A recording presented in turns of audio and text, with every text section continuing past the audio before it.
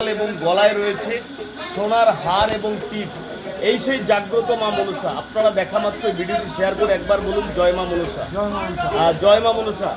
সবাই একবার অবশ্যই প্রচুর পরিমাণে ভিডিওটি শেয়ার করে দেবেন। কৃষ্ণনগর কেওড়াপাড়ায় রয়েছে আমি এই মুহূর্তে।